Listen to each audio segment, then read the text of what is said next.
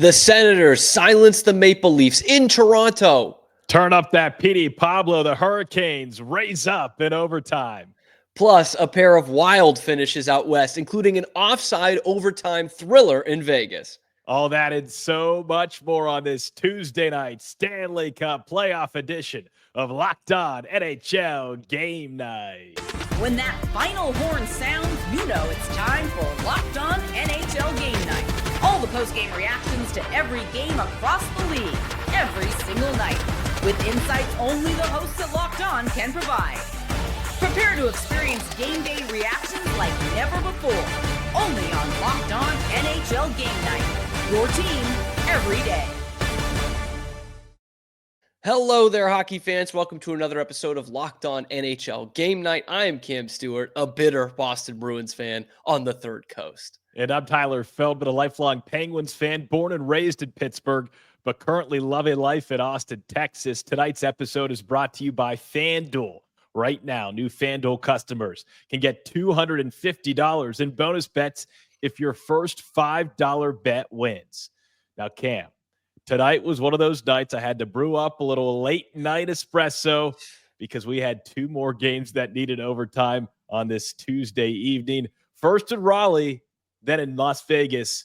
Phenomenal hockey in the Stanley Cup playoffs, especially on this evening. We got the night off from overtime last night. That streak was snapped. We're right back to it on this Tuesday night. And Tyler, we're going to get to those games later on in the show. But first, how about we go up north of the border? Let's drop the puck in Toronto. Battle of Ontario, Game 5. Leafs did the gentlemanly thing. Let Ottawa have one in Game 4. Certainly, they're going to close it out in this one. It's their night. It's their year. Or maybe not. They come out flat in this one. Stop it. Ottawa, they've watched the whole Red Sox thing, the reverse sweep in 2004, Brady Tkachuk, Massachusetts ties. He's big into this. He's locked in. He's locked in. He says we're getting back to the CTC, and he has delivered on that promise. A couple of assists in this one, an empty net goal. It was all Ottawa in Toronto, 4-0 with a couple of empty netters to seal the deal. The Sens just jump all over Toronto, and all of a sudden, Tyler, we have a series here, and there's nobody more excited than our hosts over at Locked On Senators. Brandon Pillar, what do you got? The Ottawa Senators shut the door on the Toronto Maple Leafs with a 4-0 Game 5 win to keep their Stanley Cup playoff dreams alive. I'm Brandon Pillar from the Locked On Senators podcast, and it was a great night for the Ottawa Senators. Linus Ullmark finally shows his Vezina-winning ways with a 29-save shutout. Tim Stützle and Brady Tkachuk both with 3 points. Thomas Chabot and Dylan Cousins with their first career playoff goals. The Senators, a penalty kill. Perfect again. And Dylan Cousins gets another shorthanded goal for the Sens. Brady Tkachuk said after Game 4, we're bringing it back here to the CTC, and he fulfills his promise as Game 6 will now happen in the nation's capital. Of course, with all due respect to the Sens, the story of this one is the Leafs not closing it out again. But Tyler, let's look at it from Ottawa's side. They come out with the shutout victory, an impressive one at that for a group who a few games ago didn't look like they were ready for this stage. How about Linus Ullmark? Brandon talked about it in there. This is a guy much maligned in his playoff career, and he was money tonight, and so was this whole team defensively. Ullmark, you look at how he's played throughout this series. Finally, we see what he's capable of between the pipes. 29 save shutout. He was phenomenal start to finish. The Ottawa Senators, if you go back to you and me talking about this team, Game 1, Game 2, we were talking about young, inexperienced, not a ton of guys that knew how to get it done in the playoffs against a veteran Toronto team with a lot of guys who have playoff experience, but don't have experience actually excelling in the playoffs. So now all of a sudden, the Senators force a Game 6. Brady Tkachuk, something about that dude. He's got that aura, that energy that has that knack for lifting up his entire team. Again, you said it though, Toronto. I still think, without a doubt, the biggest story because they continue to fail when they can clinch in the playoffs. They are now, where's the stat that I wrote down? Where is it? They are now, I believe that you're looking where is for it? Since 2018 in the Matthews era.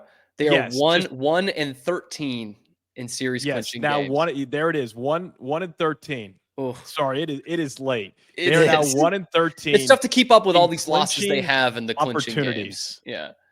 Which is just embarrassing. That's the word I have for it, because the players change, the colors and the logo and the sweaters don't, and still we have the same madness in Toronto where they fail to get it done. It makes zero sense to me, Cam, that the Toronto Maple Leafs continue to just be a disaster when it comes to clinching in the playoffs. It just can't happen. You could lose 3-2, but a 4-0 loss on your home ice in a clinching situation, and now you're going back to Ottawa, and then you possibly will have to come back and win a game 7. The Maple Leafs are doing this to themselves. It's like if you have, let's say, diarrhea, and I don't want to get too graphic, but let's say you have a stomach ache and you're constantly going to the bathroom and it won't stop. That's like Toronto in game clinching situations in the playoffs, because it just won't stop. The poor performances, the lack of getting to the level that you need to get to. I'm no Maple Leafs fan. I could care less if it's the Senators or the Maple Leafs. I just want to see great hockey. But if you're in Toronto and you've been supporting this team year in, year out, you'd have to go back to when it was black and white colors. Let's envision us on a podcast. It's not even possible, but we're in black and white because color's not even possible to see when a Toronto team actually had success in the playoffs. And I don't mean to go on a diatribe here, but you cannot lose 4-0. Your top guys, here's another number for you. 3 guys -4 on the ice tonight. Mm-hmm. Nyes, Marner, and Matthews. 2 guys -3. Nylander and Tavares. Okay, that just is unacceptable. That's embarrassing your core. hockey when you have an opportunity to clinch and to advance to the next round. It can't happen, Cam. It is. It's totally inexcusable. That's your core. That is your core right there. And there's been excuse making. I mean, not the last few years with it's been kind of glaring how bad Marner's been in these big games and Matthews not coming up with the big goals, but it's happening all over again. And certainly that's got to be the feeling for David Morisuti of Locked On Leafs as we extend this series into a game 6. With another opportunity to end the series, the Toronto Maple Leafs aren't able to get the job done. I'm David Morisuti here for the Locked On Leafs podcast, and it was a 4-0 loss to the Ottawa Senators that now shrinks the Leafs' lead in the series to 3-2, as Leafs failed 2 chances to close out the series, as their struggles to win in elimination games in the Matthews-Marner era now goes to 1-13, and it was Matthews and Marner who unfortunately were not able to get the job done. It just looked like the top line didn't have it in this game. The Senators were smothering. They tried their best to make sure that they didn't get any quality chances on net. Linus Ullmark, who struggled to start the series, seems to be picking up his game. He picks up the shutout. And the Leafs, even though they did not allow many shots on goal, it was the quality that the Senators were able to get, and the Leafs just were not able to get it. The series now goes to Game 6 in Ottawa, where the Leafs will try once again to end the series. Make sure you go to Locked On Leafs podcast to hear our breakdown of the game from Mike DeStefano and myself. Until then, keep it locked right here on Locked On Leafs. So hockey, unlike some of the other major sports, this has happened before. 3-0 leads have been blown. I'm going to look back at one from 2010, the Bruins and the Flyers. It wasn't the first time. It wasn't the last time. But in that series, okay, in Game 4, on the road, the Bruins tie it late. They lose in overtime, much like the Leafs just did in Ottawa. Game 5, back at home for the team up 3-1. Both of them lost by the same score, 4-0. What does it mean? If Ottawa wins this next one 2-1, I'm just saying, get ready for the ultimate Toronto choke party. But we are a ways away from that. Tyler, after this performance tonight, though, from the Leafs, would you be stunned if this thing goes to 7? Absolutely not. Crazier things have happened, though. But like you said, I don't want to say this is the Toronto choke job just yet. But tonight certainly had the makings 2 games down the road to that possibly being a reality for Toronto, a reality that no one in Toronto wants to experience at all. At all. Now, having said all that, you have to credit Ottawa in this game. This was their best game of the series, not even close. They were great in net. They were great defensively. They forced the Maple Leafs out of position several times offensively. Just a complete hockey game for Ottawa, something that I did not expect to see from this team as we got deeper into the series. But you have to credit the Senators because they played their hearts out tonight. A 4-0 shutout win, first career playoff shutout for Ullmark. This could be that game that puts Ottawa into that position to force a Game 7. Home ice, take advantage of it, and who knows what could happen. But I go back to what I said earlier, and I know I went off a little bit, but the Maple Leafs, the fact that they continue to put themselves, their fans, that city, through this absolute BS of a situation, both mentally and physically in the game, is quite frankly unacceptable for a franchise with that much history, with that much money that goes into that team, with that lineup. It just cannot happen. At a certain point, get the job done and close out a series. I'd like to say it's not that hard, but it's the hardest thing for this franchise to do. They had a chance to clinch their first series on home ice since 2004, and they get shut out 4-0. Well, they've made it difficult on themselves again, and the pressure is on when you are one win away from advancing. Just ask the Carolina Hurricanes, because, boy, that game was nutso down in Raleigh. Let's take you there next on Locked On NHL Game Night. First, a word from our friends over at FanDuel. The playoffs are here, and FanDuel is giving new customers an incredible way to get in on the action. Right now, when you join FanDuel and place your first $5 bet, you're going to get $250 in bonus bets if that bet wins. I love how easy FanDuel makes betting. It's so easy that I can win money off it, whether you're picking your favorite team or diving into the player props or even making it the same game parlay to just increase your odds at winning or increase your payout. It's so easy and fun to do and make every moment matter a little bit more with FanDuel. So don't miss out. Head to FanDuel.com, claim your $250 in bonus bets today. One more time, FanDuel.com, claim $250 in bonus bets. Do it right now. Let's head on down to the Carolinas, shall we? We have our first team advancing into the second round, which means, of course, we have our first team eliminated from the 2025 postseason. First team going golfing and shaving the beards.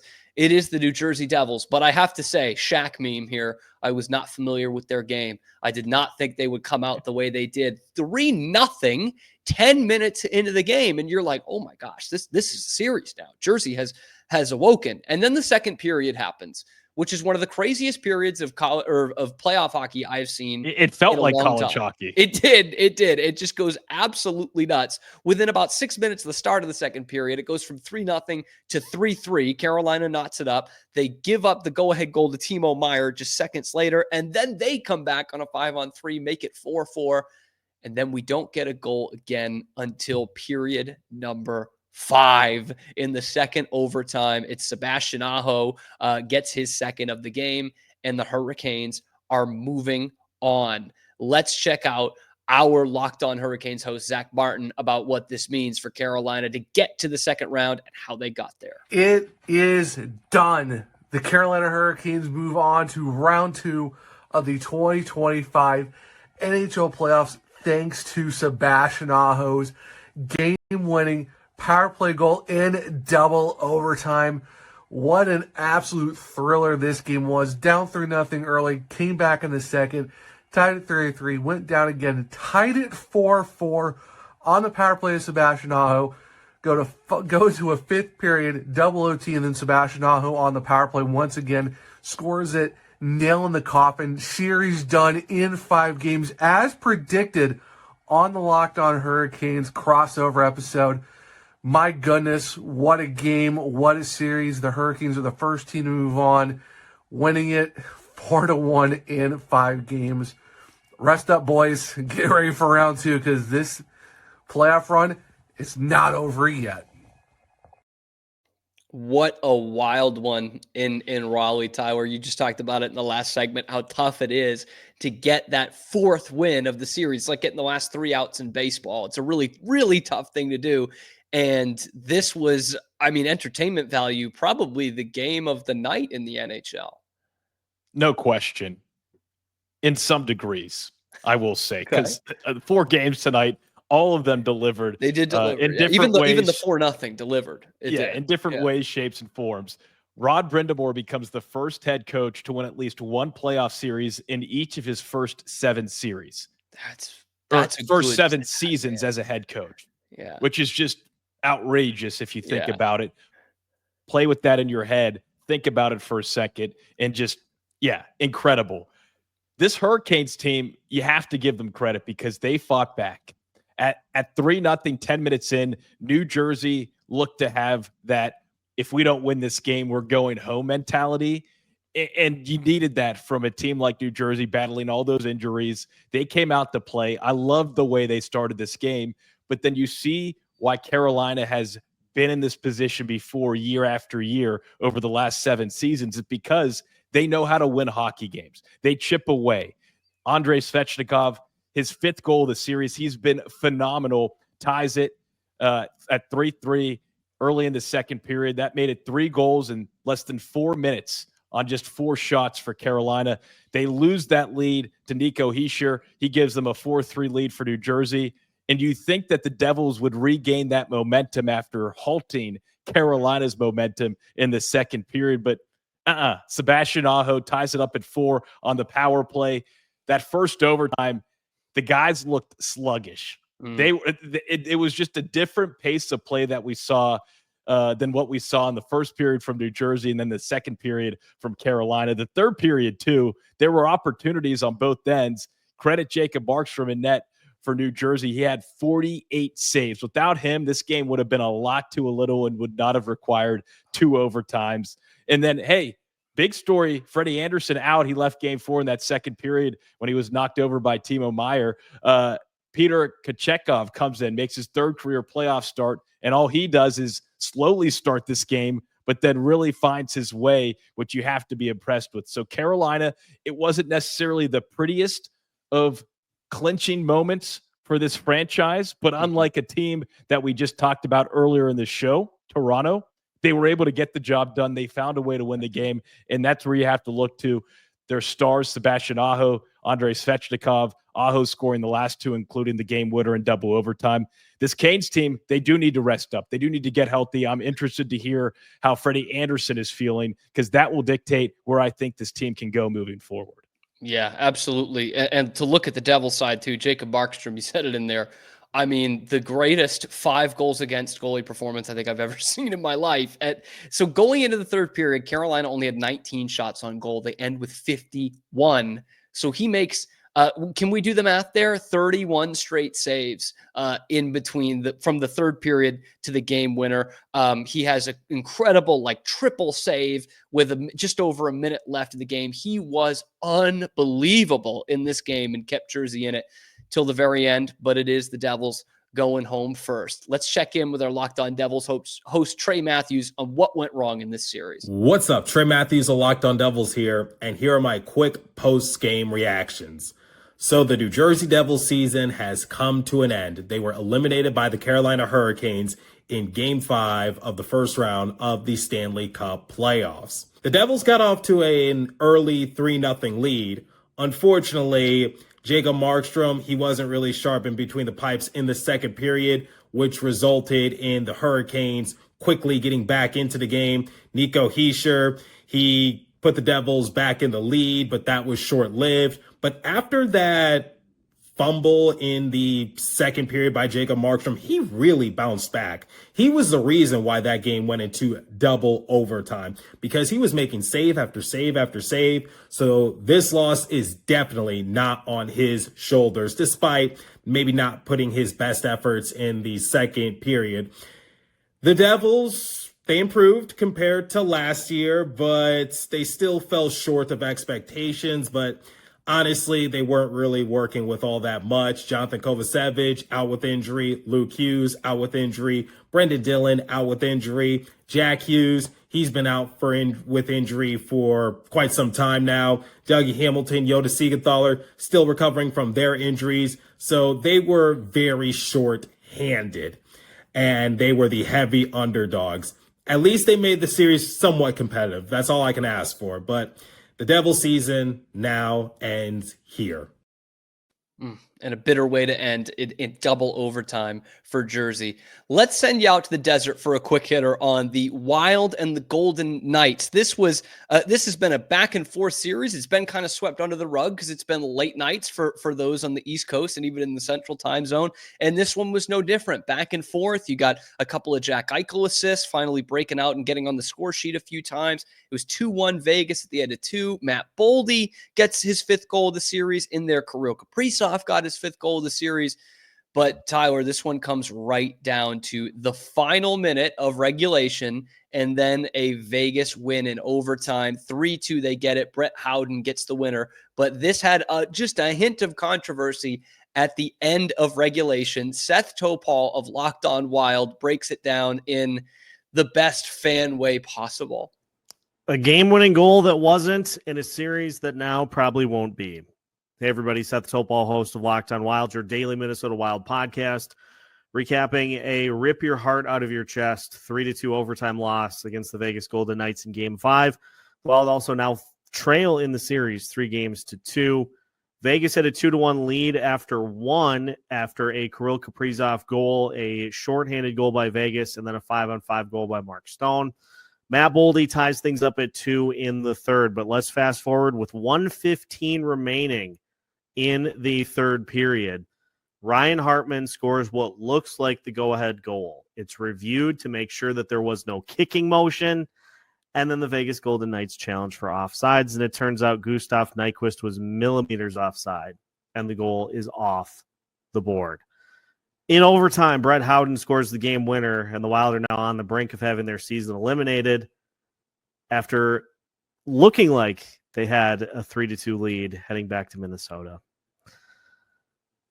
For more on the Minnesota Wild's push to stay alive in the series, make sure to follow Locked On Wilds wherever you listen to your podcasts and pick me up off the floor as you go by.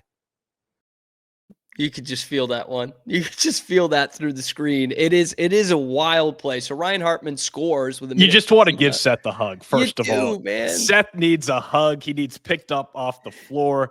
I wanted to give him a hug for the entirety of that segment. Poor guy. Because they have it. I mean, this is a 2-2 series, and you're about to steal one on the road. Ryan Hartman scores. He does the best Selly. He's like skirting down the boards there. And he kind of says it in there. It's a weird play. So it hits off his shin pad and goes in the net. And after it hits his shin pad, he kind of kicks his leg out a little bit. So if you're watching in real time or you're in the arena, you're like, that's a kicking motion. It's a goal. And they review that with the officials, and they say no, and then the challenge comes. It's like the kicking motion that they were reviewing from Toronto wasn't a challenge of any sort. It was a league-wide review. It's like when you go to the doctor and they're checking your reaction on your knee and they hit your knee and then it delayed. That's what it looked like. So they review it. No kicking motion. It's a goal. And then I'm like, what's going on now? Bruce Cassidy challenging for offside. They show the replay and I'm like, oh my goodness.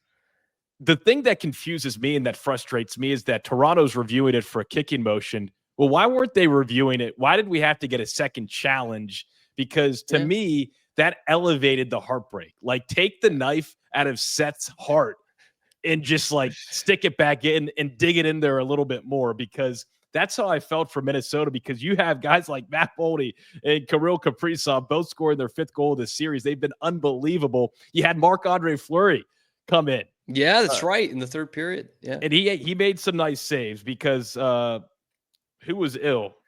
Gustafsson is reported as ill. So you've already talked about what his condition probably was when you were talking about the Leafs. A brutal way to lose that game, especially in overtime, because it looked like they had the win. It was millimeters off, and Gustav Nyquist. Yeah, you probably could say to that guy, and a veteran guy, you got to be better in that situation. but that happened. It made me think, how many goals in the playoffs over the years have been that close of an offside call? They've gotten it wrong, but didn't have the review, and that led to a goal. Probably way more than you think. And unfortunately, Minnesota was on the wrong side of a very close replay call that changed the complexity of not only this game, but like Seth said, the series. A big road to climb, a big hill to climb for Minnesota now, down 3-2 in this series. And it's one of those two, real quick, that's just like, yes, it is offside. It's one of those that probably has no impact on the play because of how bang and how close it is, but that is life in the replay era. It was a win for Vegas, by the way. We'll do a real quick check-in with our Locked On Golden Knights host on taking a 3-2 series lead. High drama in Vegas. The Golden Knights. I don't know what just happened, what I just saw, but the Golden Knights found a way to win this game in overtime after surviving a review from Toronto that favored the Wild, and then the Golden Knights challenged for offsides. Game goes to overtime. I believe Brett Howden was the hero.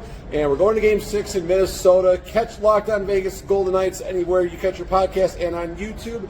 You can catch the show tomorrow morning. Myself and Tony Cordasco will recap an amazing overtime thriller.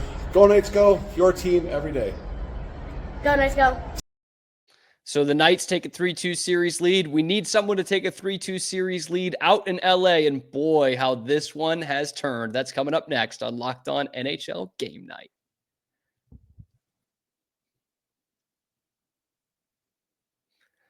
My, how the turntables out west. It was 2-0 LA in this series, and they looked very much in control. Stu Skinner was a sieve. Calvin Pickard goes in, the 33-year-old journeyman AHL guy, and he's respect the American Hockey League. Of course. And it's not like he's been standing on his head, but it's clearly it has put Edmonton in the right direction. That call in that video review in Game 3, which upholds an Edmonton goal and then gives them the power play that gives them the lead, might well have changed this series, as Edmonton was all over the Kings in this one, vastly outshoots them. They win it 3-1 with the Ryan Nugent-Hopkins empty netter at the end, and they have a 3-2 series lead almost just like that. Nick Zararis of Locked On Oilers can hardly believe it. Believe it or not, the Edmonton Oilers might have found a way. Nick Zararis of Locked On Oilers here, breaking down the action after a 3-1 Oilers victory. And you might say, well, Nick, the Oilers played really well in this game. What do you mean by they found a way? I mean, this is the best hockey they have played probably in 2 months in any game in this series or in the regular season leading up to the playoffs. There was a concerted effort to get a lot of pressure on Darcy Kemper, both in terms of volume of scoring chances, a real concerted amount of pressure in and around the net front, looking for jam plays, looking for deflections, shooting for rebounds, which is ultimately how the second goal the Oilers scored in this game, the Janmark goal, came to be, was off of a big rebound. And now the series moves back to Edmonton, where the Oilers are going to have a chance to put this series away in 6 games after putting together their best effort in any game, let alone in this series, in more than a month. For more on the Oilers and their 3-2 series lead over the Kings, be sure to check out Locked On Oilers wherever you get your podcasts or over on YouTube. Darcy Kemper for the Kings has been great in the last 2 games, but it's been 2 losses. And Edmonton does what only 6 other teams did this year, and that was win in regulation in LA. Tyler, this was the Western Conference champs flexing their muscle. And the Kings finally, like you just said, lose on their home ice. They've been so good at crypto.com arena this season. Just the 7th time a team has beaten them on their home ice this year, including the regular season. And like Nick said, but which, by the way, I always think Nick is like a 4th line blue liner. For the Oilers. Look, he's got the look. He's got the hockey look. The slick back hair, the handlebar mustache, the scruff along the cheeks. It works, okay? Yeah, it works. It plays, yeah. Also playing and also working is Edmonton. Like Nick said, their power play looks functional. Even though they didn't score in the power play tonight, they're getting good chances. The rebounds. Hey, Evander Kane, healthy, has made a difference the last couple games. Mm-hmm. And then you have just enough play, enough defense. And then LA, for how well the Oilers have played these last couple games, what is going on with the LA Kings? What has happened to the Kings? It is a little bit confusing given how they played those first 2 games, scoring 12 goals. Did they waste all of their offensive push in those first 2 games? Because it's not like they came into the postseason playing poor hockey. Yeah, and they get absolutely, I mean, spanked in this one, and all the statistics that you look at, and big one, they're outshot 46-22. Just can't happen. And you're not giving yourself a chance to win. Kemper played phenomenal. Yeah. He played a great game in net, kept the Kings in the game. But when Quentin Byfield says before the game, yeah, we want to be back home. We're comfortable at home. We know how to win at home. And then you do that, goes back to what we saw from the Maple Leafs earlier in the night. Maple Leafs, dud at home. Kings, dud at home. And now they're going on the road, trailing 3-2 in the series, and the Oilers can put things away, which is a dangerous place for Edmonton to be, and an even more dangerous place for the Kings to be if they want to force a Game 7. Yeah, and Eddie Garcia, our Locked On Kings host, was in the building on this night. We'll see if he gets another one this weekend for Game 7. Eddie breaks down just how the Kings have thrown away the last few. Well, the LA Kings did not have any home ice magic for game number 5. Hey, it's Eddie Garcia, your host of Locked On LA Kings. The Kings had been the best home team in the NHL during the regular season. They were 2-0 on home ice in games 1 and 2, but game 5, a crucial game, the Kings unable to get a victory here at Crypto.com Arena. LA just really unable to generate any offense 5-on-5. Their lone goal came on the power play, which has been very good this postseason for them, but only 4 shots on goal in the first period, 8 in the second, and a 9 in the third, and that was with the goalie pulled with the extra attacker and some shots on goal late. Just no 5-on-5 offense to speak of for the Kings. Goalie Darcy Kemper, exemplary once again for LA in a losing effort, turning aside 43 of 45 shots. But again, the Kings not generating much offensively, not generating much 5-on-5. And in the end, they now find themselves down 3-2 to the Edmonton Oilers, now heading back north of the border, and the Kings facing elimination for a 4th straight year at the hands of the Oilers. For a complete wrap-up on game number 5, check out Locked On LA Kings. All right, Tyler, before we get out of here on this episode, we saw 2 teams take a 3-2 lead in the series tonight. Obviously, Ottawa chips into what is now a 3-2 lead for Toronto. But of the 2 teams that took the 3-2 lead, which one do you have more confidence in closing out in 6? That would be Vegas or Edmonton. My heart says Vegas, but Vegas also has a more stout opponent. The Minnesota Wild, healthy 100% for the first time all season. That's a dangerous team. So I can see the Wild taking game 6 and then taking game 7. I could also see the Kings doing that, but I actually think it's an easier road for Edmonton. Oilers close it out, I think, in game 6 on their home ice. Vegas, can they do it on the road in Minnesota? We'll see. But that, to me, screams 7 games, Minnesota, Vegas. Yeah. And Vegas can't be comfortable because Minnesota's played very well on the road in this series. I mean, they felt like they had one won in this game tonight, but they've played quite well in Vegas in this one, which not a lot of teams can say. Anyway, that is the night that was in the NHL. So make sure on YouTube, like the video, subscribe to the channel, ring that notification bell so you can stay up to date on everything we're doing here on YouTube and, of course, wherever you get your podcasts as well. We want to thank you for making the Locked On Podcast Network a part of your daily routine. And remember, you can join us 7 days a week. That's every day of the week for all the NHL scores and storylines from your local experts and the guys like us. I'm Cam Stewart, Tyler Feldman joining me as always on Locked On NHL Game Night.